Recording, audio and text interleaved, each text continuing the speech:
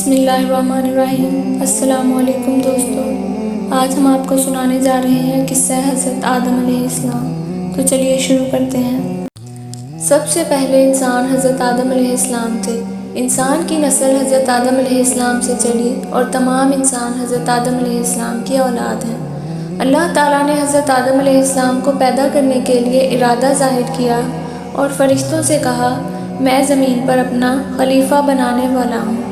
اس پر فرشتوں نے اعتراض کیا اور کہا، کیا آپ زمین پر انسان کو پیدا کرنے والے ہیں؟ انسان تو زمین پر فساد برپا کرے گا اور خون بہائے گا۔ ہم تو تیری پاکی بیان کرتے ہیں اور تیرا شکر بجا لاتے ہیں، کیا ہم عبادت کے لیے کافی نہیں ہیں؟ اللہ تعالیٰ نے فرمایا، جو میں جانتا ہوں وہ تم نہیں جانتے۔ پھر اللہ تعالیٰ نے خود اپنے ہاتھوں سے حضرت آدم علیہ السلام کا پتلا بنایا، پھر اسے سنوارا اور اسے مناسب شکل دی۔ اس کے جسم کا ہر حصہ خوبصورتی کے ساتھ بنایا۔ پھر اس مٹی کے پتلے میں اللہ تعالیٰ نے روح پھونکی۔ پھر اللہ تعالیٰ نے حضرت آدم علیہ السلام کو کچھ چیزوں کے نام سکھائے اور ان چیزوں کو فرشتوں کے سامنے پیش کیا۔ پھر اللہ تعالیٰ نے فرشتوں سے پوچھا کہ ان چیزوں کے نام بتاؤ اگر تم سچے ہو۔ فرشتوں نے جواب دیا، ہم نہیں جانتے، سب سے زیادہ تو آپ جاننے والے ہیں، ہم کو تو بس اتنا ہی علم ہے جتنا آپ نے ہمیں سکھایا ہے، آپ بڑی علم اور برکت والے ہیں۔ اللہ تعالیٰ نے حضرت آدم علیہ السلام سے کہا، اے آدم، ان فرشتوں کو ان چیزوں کے نام بتاؤ۔ اللہ تعالیٰ نے حضرت آدم علیہ السلام کو تمام چیزوں کے نام پہلے ہی سکھا دیے تھے، تو حضرت آدم علیہ السلام کے علم میں تمام باتیں آ گئی۔ حضرت آدم علیہ السلام نے ان چیزوں کے نام بتا دیے تو اللہ تعالیٰ نے فرشتوں سے کہا، کیا میں تم سے نہ کہتا تھا کہ میں آسمان اور زمینوں کے اندر کی سب پوشیدہ باتوں کو جانتا ہوں، اور جو کچھ تم ظاہر کرتے ہو اور چھپاتے ہو سب کا علم رکھتا ہوں۔ اللہ تعالیٰ نے فرشتوں سے کہا کہ آدم علیہ السلام کو سجدہ کرو۔ تمام فرشتوں نے حضرت آدم علیہ السلام کو سجدہ کیا، لیکن ابلیس نے سجدہ کرنے سے انکار کر دیا، وہ غرور کرنے والوں میں سے تھا۔ اللہ تعالیٰ نے ابلیس سے پوچھا، تجھے کس چیز نے سجدہ کرنے سے روکا جبکہ میں نے تجھے حکم دیا تھا؟ ابلیس نے کہا کہ آپ نے انسان کو مٹی سے بنایا اور مجھے آگ سے پیدا کیا۔ ابلیس کے معنی مایوس اور نا امید ہونا ہے، اسی لیے کہا گیا ہے کہ جو شخص اللہ تعالیٰ سے نا امید ہوتا ہے وہ ابلیس کے تابع ہوتا ہے۔ جو لوگ ابلیس اور شیطان کے بہکاوے میں آ جاتے ہیں وہ پست ہمت ہوتے ہیں، جو فرائض ان کے ذمہ ہوتے ہیں وہ ادا نہیں کرتے اور ذلیل و خوار ہوتے ہیں۔ ابلیس نے کہا کہ میں آگ سے بنا ہوں اور آدم علیہ السلام کو آپ نے مٹی سے پیدا کیا ہے اور میں اس سے بہتر ہوں۔ جب ابلیس نے سجدہ کرنے سے انکار کیا تو اللہ تعالیٰ نے فرمایا، تو آسمان سے اتر، تو نے تکبر کیا اور تو ذلیل و خوار ہوا۔ ابلیس نے کہا کہ مجھے قیامت کے دن تک کی مہلت دیجیے۔ اس پر اللہ تعالیٰ نے فرمایا، تجھے مہلت دی گئی۔ ابلیس نے کہا، میں تیرے بندوں کو گمراہ کروں گا اور ہر طرف سے ان کو گھیرے میں رکھوں گا، وہ تیرا شکر بھی نہیں کریں گے۔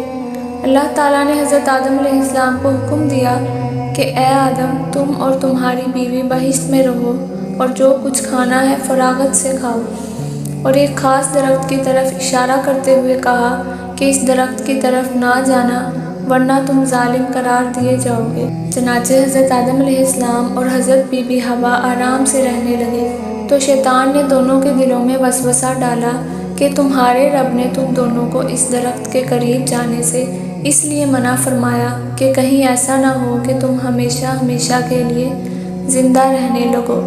میں تمہارا خیر خواہ ہوں اور تم دونوں کی بھلائی چاہتا ہوں۔ شیطان کے فریب میں آ کر حضرت آدم علیہ السلام اور حضرت حوا نے درخت کا پھل چکھ لیا تو دونوں بہشتی لباس یعنی کہ جنت کے لباس سے محروم ہو گئے۔ ان کے جسم سے بہشت کا لباس اتر گیا۔ دونوں اپنے اوپر جنت کے پتے جوڑ جوڑ کر رکھنے لگے۔ ان کے رب نے ان کو پکارا اور کہا، کیا میں نے تم دونوں کو اس درخت کے قریب جانے سے منع نہیں کیا تھا اور یہ نہ کہا تھا کہ شیطان تمہارا دشمن ہے؟ حضرت آدم علیہ السلام اور حوا دونوں سے غلطی ہوئی، انہوں نے اللہ تعالیٰ کا حکم نہیں مانا۔ اس غلطی پر دونوں کو سخت ندامت ہوئی۔ آدم علیہ السلام نے اللہ سے معافی طلب کی اور دعا کی، اے میرے رب، ہم نے اپنے نفس پر ظلم کیا، اگر آپ ہم پر رحم نہ کریں اور ہماری مغفرت نہ کریں تو ہم نقصان اٹھانے والوں میں ہوں گے۔ حضرت آدم علیہ السلام اور حضرت حوا علیہ السلام کو زمین پر اتار دیا گیا اور کہا گیا کہ تم ایک دوسرے کے دشمن رہو گے اور ایک خاص وقت تک تم دونوں کو زمین پر رہنا ہے۔ میری طرف سے کوئی ہدایت آئے تو جو شخص اس ہدایت کو مانے گا نہ انہیں کسی بات کا اندیشہ ہوگا نہ کوئی غم۔ جو میری نصیحت سے منہ موڑے گا اس کے لیے دنیا میں زندگی تنگ ہوگی اور قیامت کے روز اس کو اندھا اٹھائیں گے۔ جب حضرت آدم علیہ السلام آسمان سے اتر کر زمین پر آئے تو وہ فرشتوں کی پاکیزہ باتیں سننے سے محروم ہو گئے، اس لیے دل اداس رہنے لگا۔ آپ نے اللہ تعالیٰ سے دعا کی اور عرض کیا کہ میں تو فرشتوں کی صحبت سے محروم ہو گیا ہوں۔ اس پر اللہ تعالیٰ نے فرمایا آپ مکہ معظمہ جائیں، وہاں میرا گھر تعمیر کریں، اس کا طواف کریں اور نماز پڑھیں۔ چنانچہ آپ علیہ السلام جبریل امین کے ساتھ مکہ معظمہ گئے، وہاں کعبہ کی بنیاد رکھی، نماز پڑھی اور طواف کیا۔ حضرت آدم علیہ السلام کے واقعہ سے ہمیں سبق ملتا ہے کہ جس کام کو اللہ تعالیٰ نے کرنے سے منع فرمایا ہے وہ نہ کریں اور جو کام کرنے کا حکم دیا ہے وہی کریں۔ یہی عبادت ہے، عبادت نیکی ہے اور نیکی عبادت ہے۔